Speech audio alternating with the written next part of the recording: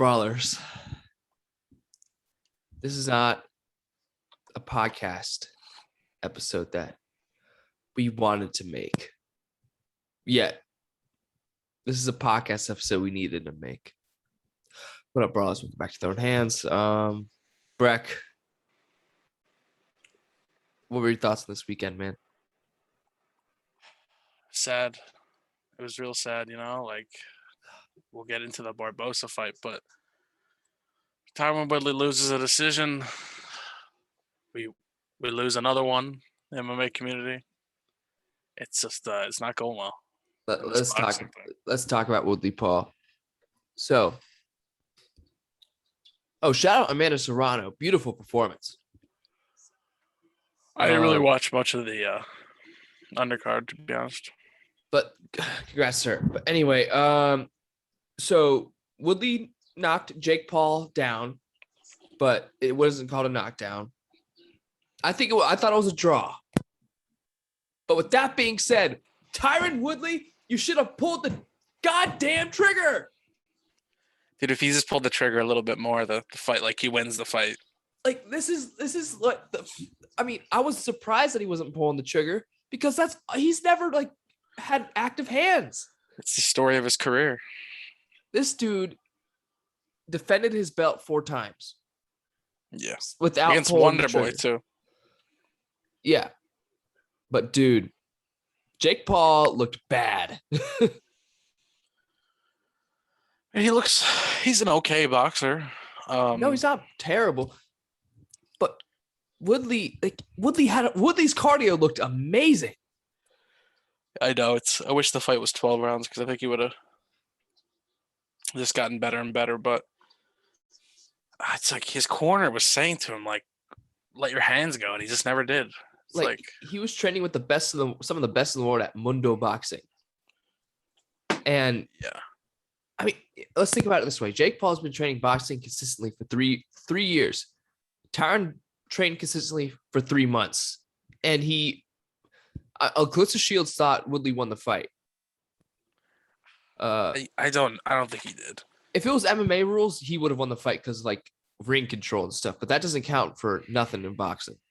No, I mean, in terms of punches landed, like he landed a little more power punches. He landed a knockdown, which that should have been scored a knockdown. But Jake just like kept jabbing him, keeping staying away from him. So he just won on the decision. I mean, it sucks, but I think he won most of the like what did you score? I thought it was like 6-2 Jake. I thought it was 5-3.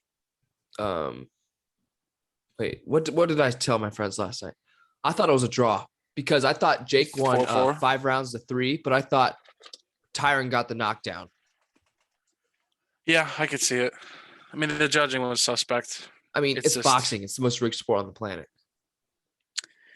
It's true back in the day, but like nobody's rigging fights these days. And they only drug tested Tyron apparently. Yeah, that's a little weird. Wonder what Jake's on. HGH. He's got a lot of money. LSD, something, whatever it is. Yeah. He's on acid while fighting. He's on that Vitor Belfort juice. He's on the TRT Fort tract. Probably. But dude, if Tyron just pulled the trigger, like he had him knocked. If that ring was 3 feet bigger, Jake would have hit the back of his head on the canvas and would have been out. I don't know about that. He landed pretty clean, but not like you said it. If he landed a little more clean, he definitely gets the knockout. Like he kind of clipped the side of his head. If he lands more center head, like it's over. Dude, I think that just straight up shows Tyron's power. Yeah, and the whole like run it back thing. I don't want to see it again. I think if they do run it back, Tyron knocks him out. I think so too, but why would Jake Paul run it back? You know what I mean? Like he knows he'd lose. I think he'd probably lose. So we're gonna go on to what's next. Tyron, I think he should just be done with combat sports. Yeah, I think. Or go to Bellator. No, I think he should be done. He even said he's like the passion's not there like it used to be, and that could be a reason why he doesn't let his hands go too. He just doesn't want to get into these slow fests, Yeah. So for Jake Paul, apparently he retired on Twitter. But I don't buy it. I don't buy that either, yeah. So who's next? I say feed him to Nate Diaz. That'd be a murder. I would like that. I mean, I would love him to fight Bisping because Bisping would just obliterate him. But I think Tommy Fury. It kind of sets up. I think nicely. Tommy Fury kills him. I think Tommy Fury gives him a tough fight, and I think that's the one to make. I know Masvidal wants it. That'd be a murder. Yeah, that'd be a good one too. I say we just feed him to Calvin Cater or something. Just get him killed. I would send Giga, Speaking of Giga, let's talk about that card real quick. I'm about to share my screen. Fun night of fights. It was a good night, dude. It was like unexpectedly good, the card. I mean, there was a ton of finishes. Yeah. So let's head over to the prelims real quick. Dude, Judo Thunder, Abdul Razak Al Hassan. That was one of the nastier head kicks I've ever seen. For sure. I mean, he knocked out. It's crazy. So he knocked out the guy who knocked out Buckley.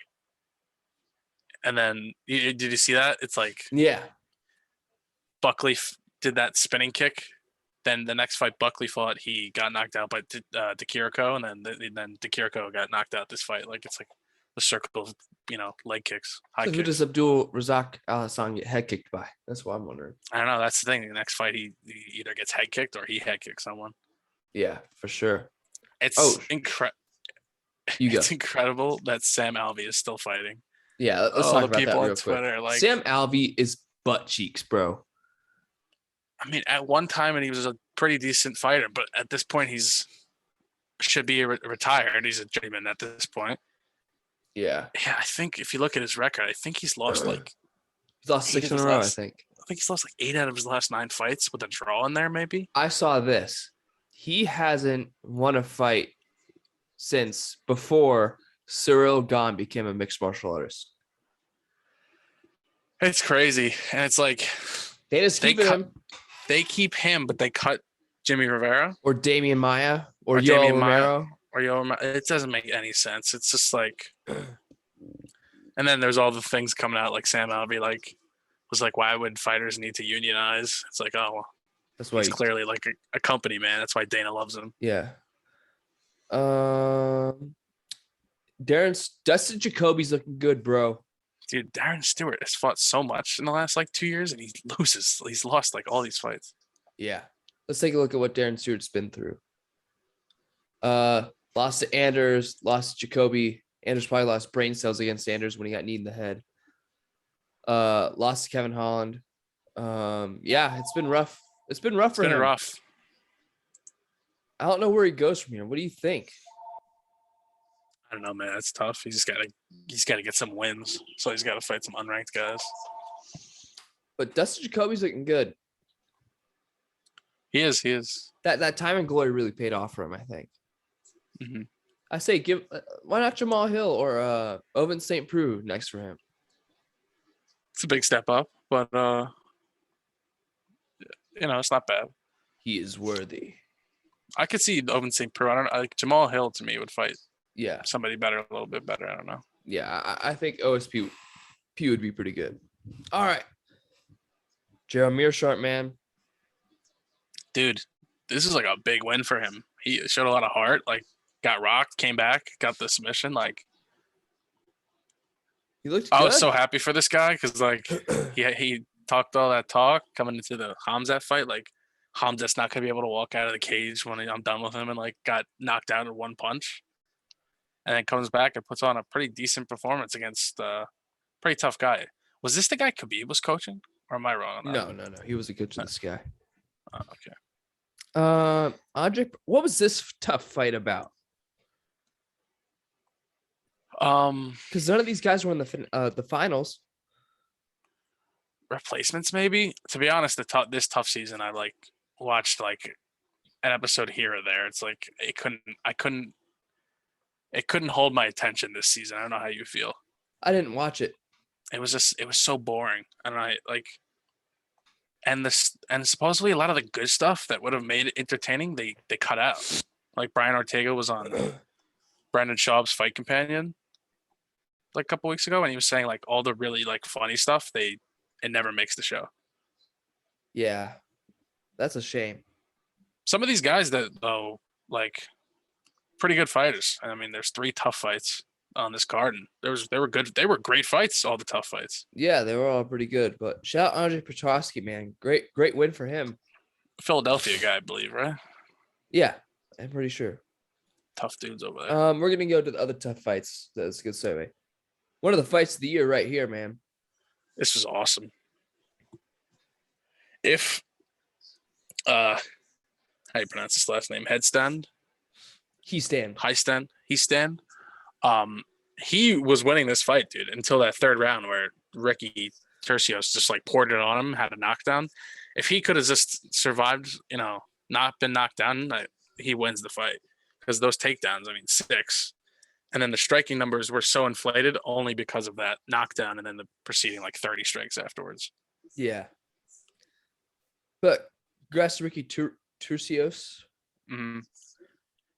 Ryan Battle, man, he got it done real quick. This was awesome too. This was a great fight. Yeah, got that. What'd he do? Rear naked choke? Mm-hmm. And dude, Gilbert Urbina like blitzed him like 5 seconds in and just started like beating the crap out of him. And then he kind of gassed. Recovery. Yeah, he kind of gassed, and then Battle just wore him apparently down. Urbina is usually a welterweight. Yeah, I feel bad for him. He had 2 brothers that were on Tough, so all the brothers now have lost on Tough. They've not had a winner. Yep, but shout out Ryan Battle. Breck. This man begs the question. Where does Kevin Lee fit in? Maybe like Al Iaquinta can like get Kevin Lee into the real estate business in Detroit or something.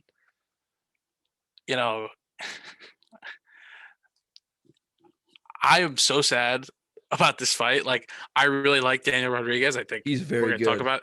He's really good. He's only getting better. I think he's like 6-1 in the UFC. He's on a 5-fight win streak or something like that. And he's could be like a top 10 guy pretty soon, like in a couple of years. But Kevin Lee, man, like I said it in the preview, dude, first round looked great. What happened rounds 2 and 3? Adrenaline dump, and then he just looks terrible. His jab, like his striking was so bad. It was so bad. It was so bad, especially in the 3rd when he was so gassed, dude. His jab was like, it wasn't reaching. And Rodriguez's jab was just peppering him over and over and over and over again. And then Kevin Lee landed like a takedown or 2 in the 1st, landed, I think, maybe 1 in the 2nd. And in that 2nd, all he has to do is keep him down, throw ground and pound, and he wins the fight. But he can't. And it's like, you're supposed to be this great fighter. He was calling out, it's almost laughable now. His comments about like wanting Khabib and Islam. It's like those guys would have mauled him. It's just he's too so small for welterweight. He's too big for lightweight. Yeah. If there was a 165 division, I think he'd rule it. He'd be a top 3 guy, top 5 guy there, probably. It's like, and the thing that's crazy too is like, you can't say he needs better coaching because he has Firas Zahabi as his coach, who's one of the better coaches in the whole sport. You know what I mean? And it's like, he's just got to go back to the drawing board and like start putting together better game plans. You know what I mean? Like maybe start slower, slim down. Fights. Slim down, maybe start slower in fights. It seems like he's just wastes too much energy in the 1st, or maybe he just needs to do better, like do different types of ways to improve your cardio or something. Because, like we said, all the skill is there. It's just like mentally, like he was calling Daniel Rodriguez like little at the end of the 1st, like, and then you proceed to get battered the next 2 rounds. Like, really? Yeah. It's absurd. Like, really, Kevin Lee? He doesn't fit in. It's like he's got to start like fitting in. He's got to start fitting in. He needs to fight lower level guys to like get his confidence and skills back up. Yeah, before he and starts Dana fighting. White wants to cut him, but not Sam Alvey. Yeah, that's crazy too. It's like Kevin Lee's only like 29. He should be given, 3-4 more years. But I saw somebody on Twitter suggest Michael Johnson versus Kevin Lee. I don't hate I'm it. game. Put it at 160 catch weight. Put it at 160 catch weight. I don't hate it. I like it. Please, Dana, if you're listening. Because Michael Johnson's another one of those fighters where he's like knocked out like some of the best fighters ever, and then also loses. Who's he beaten again? Dude, it's insane when you look at who. Nate Diaz, right? He knocked out Dustin. I think knocked out maybe. I think he knocked out Dustin Poirier, dude. Let me look. It's crazy when you look at his record, but because then you look and you're like, he's lost to like some fighters that fought in the UFC like twice and then got cut. Yeah. He beat Artem Lobov, the GOAT. The GOAT. That's who should have fought Jake Paul. He beat Edson Barbosa. He beat Tony Ferguson. Tony Ferguson. It is like I mean, not as quite as prime, but like young Tony Ferguson. Joe he Lozon. Beat Gleison, dude, he beat Gleison Tebow in his prime. Dude, if he beat Manil Dariush, or Nate Diaz, he'd have a title shot. And dude, I know Khabib like beat him, but he landed the cleanest shot anybody's like ever landed on Khabib too. You ever see that shot where he landed a right hook on Khabib, and Khabib has a granite chin, which people forget about, forgot. Khabib was great on the feet in terms of like taking punches because Johnson hit him with like almost 95% of fighters go out from that hook. You know what I mean? Yeah. He did beat the GOAT Artem Lobov. It's like he lost to like a 41-year-old Clay Guida. It's like, I like Clay Guida, but he's not good. At this point in his career. Didn't Clay Guida fight this card? I think he did. I want to say like, was he on the early prelims? No, he fought last week. I thought he might have won that fight. He fought recently. Hold on. I gotta look this up now because I'm actually confused. Yeah, he lost last week to Mark Madsen. Yeah. All right. To the main event of the evening. Breck, you take it away, man. Dude, you and me were so excited for this fight. We're thinking Edson, age is not, his friend. He's got to win this fight. If he wins this fight, he just recently he won a split over Danny Ige recently, right? So he beat Shane Burgos. Yeah, and then didn't he beat Ige the fight before that? Yeah. So if he wins this fight, he's on a 3-fight win streak. He gets a top 5 guy next, maybe like a Korean Zombie or loser of Ortega, Volkanovski. Then, he's only 1 fight away from a title. The good guy in the sport, Edson Barbosa. No. He lost split to Ige. Then he beat Akbar Amir Khani, and then he's gone on these 2 fights. So he's had a good run at 45, rather. But we're like, okay, win this fight, get another fight, and then you're in a title shot. Everybody across the sport basically loves this guy because he's always brings the, entertaining fighter. And dude, like 30 seconds into this fight, I think I texted you. I was like, this is bad. Like he's like Edson Barbosa's fast, but Giga was just like twice as fast. It was hard to watch. After the first, I was like, this is ugly. If he doesn't make a big defensive change in the second, he's gonna get like brutally finished. He gets like saved by the bell at the end of the second, and then the third Giga's a steamrolled him with kicks, and it was a great stoppage. People were like, "Oh, that was an early stoppage." First of all, the first knockdown, he's like, his eyes rolled back and he had chicken legs. He's falling back. He gets up, he recovers a little bit, then he gets knocked down again. If Giga landed like one more punch, like out for like 10 minutes. Yeah.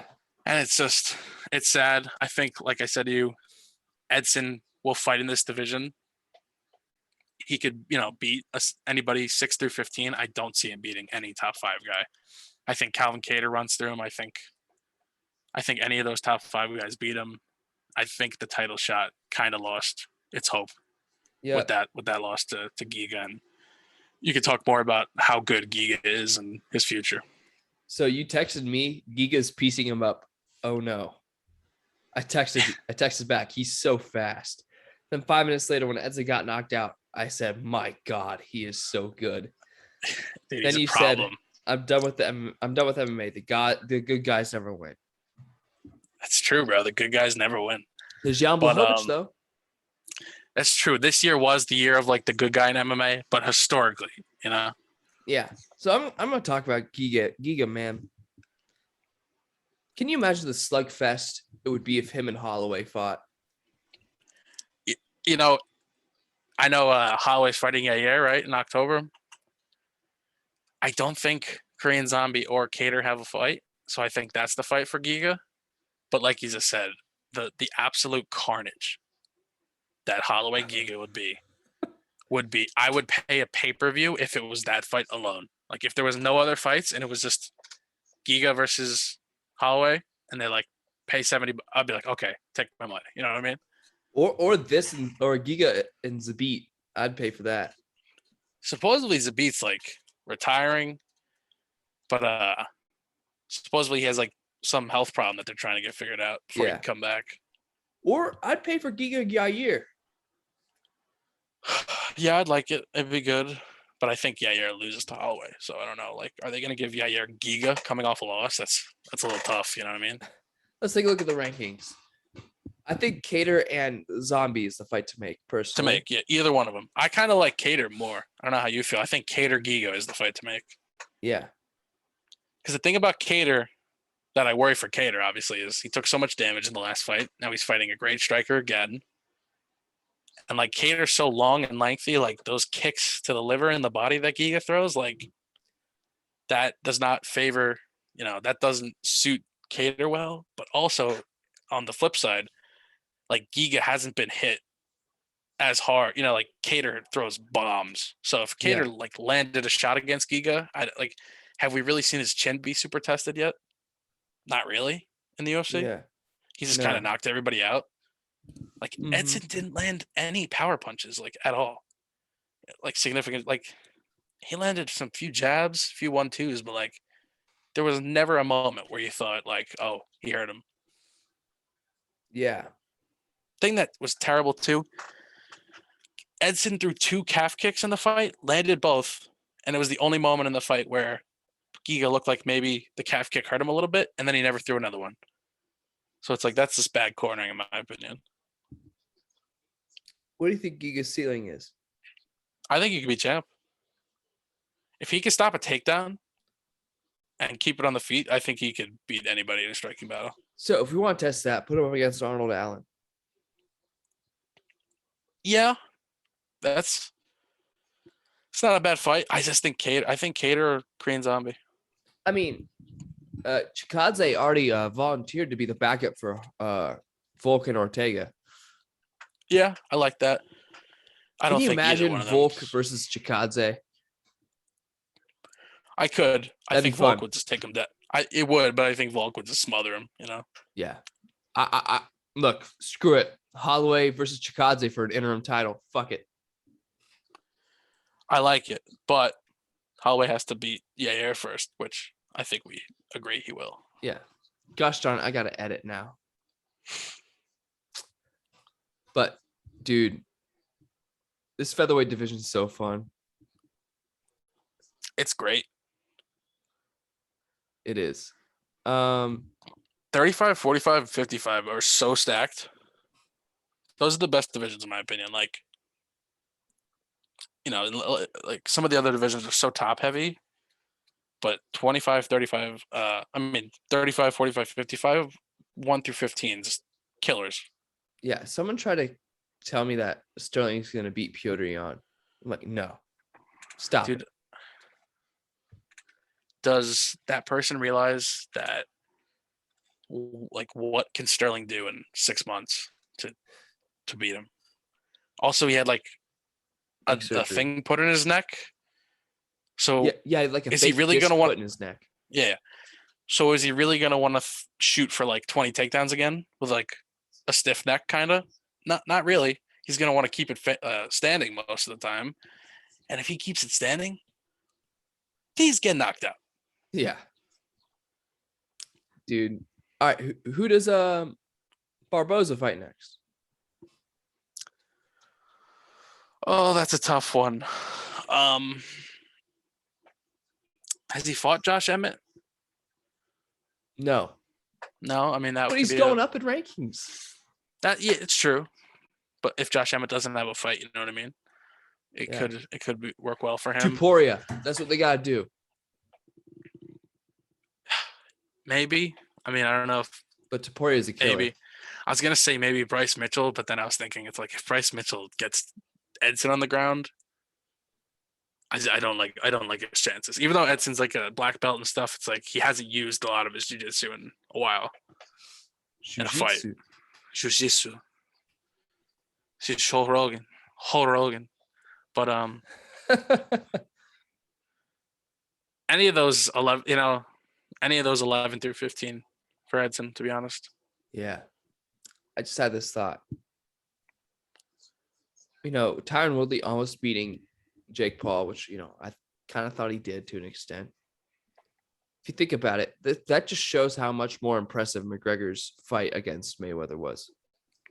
Yeah, he kind of people forget he started this whole MMA crossover to boxing, and he did pretty well. And Jake Paul said he thinks McGregor would be an easier fight. Dude, McGregor would kill him. Hopefully. It'd be a murder. Hopefully. Dude, there was so many cringe moments on the broadcast from Showtime. They were Dustin Poirier was in both locker rooms. They're like, Dustin Poirier, the current UFC lightweight champion. It's casual. Filthy casual. You don't know that Charlie Alves is the champ? Come on. They need to know. They need to know, bro. It was just some funny moments. Lee says he won't stop until he figures it out. I think the time has passed, buddy. Oh, we got Contender Series tomorrow. Mm-hmm. I'm excited for that. Yeah. Back to the Kevin Lee thing for a second. It's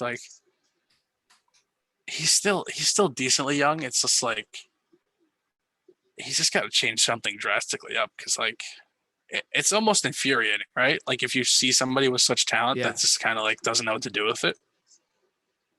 It's infuriating. You want to talk about the state-sanctioned murder that you sent me? Oh, absolutely. So the Nevada State, I don't know where it's being held, but whatever state athletic commission is holding this is sanctioning a murder. Amanda Nunes versus Juliana Pena has been rescheduled for December 11th. My friend BJ thinks Juliana Pena can win this fight because of wrestling. But then again, BJ, what are you talking about? Breck, what do you think about this fight? Dude, your friend's he's crazy. Like you said, this is a state-sanctioned murder. Amanda Nunes will knock her out within 2 rounds. It'll be violent. It will be horrific. Awesome. And it'll just add another notch to Amanda Nunes' GOAT argument. And then it'll just put more, it'll put more, I don't know what you want to call it, more flame to the fire. It's we need to see Shevchenko Nunes 3. Yeah. Especially because people think Shevchenko won the second fight. I think she did. I think she did too. So, I mean, who is going to beat Amanda Nunes besides my friend's point was, well, you saw what Kat Zingano did to Amanda Nunes. I'm like, that was 10 years ago. That was 10 years ago. She, new to the sport. Completely different fighter. Yeah. Does Nunes beat Kayla Harrison? I don't know. That's a tough one. I want to see that fight. I would love to see. I mean, Kayla Harrison has 1 fight left on her PFL deal. She'll win, and then she's a free agent. Yeah. I would love for her to sign with Bellator for a 1-fight deal, fight Cyborg, then sign with the UFC to fight Nunes. So it's it goes win the PFL, fight Cyborg, win, then fight Nunes. I'd love to see it. I'd love to see it too. She's a killer, man. she's like the only person I can think of right now that could beat Nunes off top. I mean, Shevchenko and Kayla Harrison are like the two where you're like they could beat Nunes. Besides that, who else is really beating her? Exactly. Like Jeraine Durandamy, Holly Holm? No. Who? You know what I mean? Nobody. Yeah. All right, man. You got anything else to add? Was there any more fights that were announced recently? Let me check Marcel Dorf. I like Marcel. He's good. What did he apologize for the other day? Oh, something with like Patty Pimlet. He reported him pulling out of the fight, which he didn't. Yeah. TJ Laramie's fighting soon. Yeah, I don't really see any big fights that he reported. There were a couple yesterday that he posted that caught my eye. Oh, Ben Rothwell and Marcos Rogerio de Lima will be fighting on November 13th. That's a decent fight. Oh, Sergey Spivak has stepped in. Oh, replaced. Yeah. Tom Aspinall kills him. Tom Aspinall wins regardless. He's so good. He's so good. I think he could be champ one day. That's how good he is. Oh, we forgot to mention UFC 268, probably like the most stacked card ever. We got to talk about it. Hold up. Let me pull it up. You got to pull it up. We have to talk. We'll talk about each fight that's, like finally got finalized. Yeah. But they just added some bangers. Raging Al Ayaquinta versus Bobby Green. Are you kidding me? What a fight. Maybe let's start from the bottom. I mean, maybe Al wins, sell some houses afterwards. Hey, Breck might need an apartment from this guy. That's right. I might go to Al. He might win. I might go to MSG, like get near cage side and be like, Al, I need a place. Can you hook me up? Yeah. Frankie Edgar versus Cheeto Vera. That's fun. Mm-hmm. Frankie Edgar amazes me, man. How's he been that good for so long? Yeah, it's crazy. Jermaine Durandamy versus Irene Aldana. That's a decent fight. It's a good fight. I like Irene Aldana on that one. She's good. Strickland versus Luke Rockhold. That'll be fun. I like that one. I hope Luke looks good. He's so talented. Yeah. He's so glass chin. He's so terrible at interviews and he just says the weirdest stuff, but he's such a good fighter. Gaethje Chandler. Chandler's gonna hold this card up, bro. Violence. No, he's pretty sure it's all cleared. No, he's gotta get vaccinated. No, he doesn't. It's been cleared, I'm pretty sure. Stupid New York vaccine passport. That's not gonna happen, by the way. It will never happen.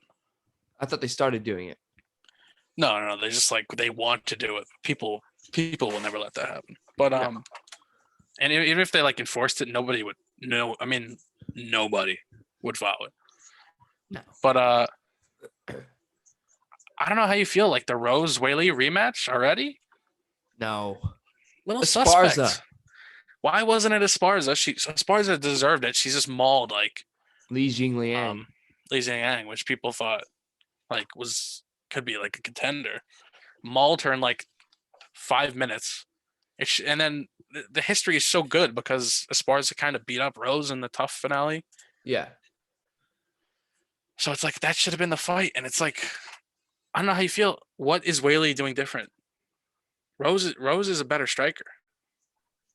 Whaley doesn't have as much hair now. Okay, but it's got Trevor Whitman in her corner. And unless Whaley would have to just ground and pound and takedowns to win this fight. But on the feet, Rose is gonna just win again, in my opinion. Yeah. I agree. And then Usman Covington, the main event of the evening. I can't wait for that fight, dude. I think Covington wins. I kind of think so too. I think when you it's so hard to win the amount of MMA fights that Usman's won in a row. People don't realize, what is it, 15 fights in a row? At some point, you got to look at Anderson Silva in his prime, makes one mistake. It was his own fault, but he makes a mistake, gets knocked out. never the same. I'm not saying that's going to happen to Usman. I just think like just the chances of him not seeing a shot or something, or just people don't realize. I get that Usman broke his jaw, the I broke your jaw type, but that fight was 2-2 going into the fifth. Verdict MMA put out on their scorecards from that fight, like yesterday. They had it like 48.6 to 48.4 Usman going into the fifth. And then the fifth was obviously a 10-9. And then it ended. Like Covington almost had him knocked out in the second round with that liver kick. Yeah. Damn it, who Mark knows, Goddard. man? Yeah, but it's going to be great. I can't wait. I don't get why Covington's not in the top 15 pound for pound. He should be. I think it's a little crazy they still have Jones as the number one. To me, Usman should be number one just because the amount he's fought over the last 5 years. Yeah. Also, I think Usman's at the moment in a tougher division than Jones was previously. This card's going to be awesome. I'm looking for when the tickets go on sale, trying to go to this fight. But the week before, bro, another great card. With Blachowicz and Teixeira, bro. That's free too for US viewers. Yeah. Is it going to be on ABC? Yeah. Daytime, I think 3-4 o'clock in the afternoon. Saturday. Can't wait. Dude, that's so the big. Best. 3 o'clock Saturday is the best card. You can't change my mind. What other card is better? Start time for a card? None. 0. Dude, you're done by 8 o'clock. Still go out. It's unbelievable. Yeah, talk with some buddies about the card over some brewskis. Oh, nothing better. All right, Breck. Yeah. Let's wrap it up. Yeah, let's wrap it up. Any final thoughts? No, I'm just so excited for 268. It's one of those cards where you it's like the GSP Bisping card was unbelievable. The prelims had Khabib or something. You know what I'm talking about? It'll be one of those remembered cards, top 10 card. Of Nothing all time. this year will top 262. 262 is, 268 might, in my opinion. If all the fights are, that's the only one that has the potential to. If the main event goes like the first fight, it'll be the best card of the year.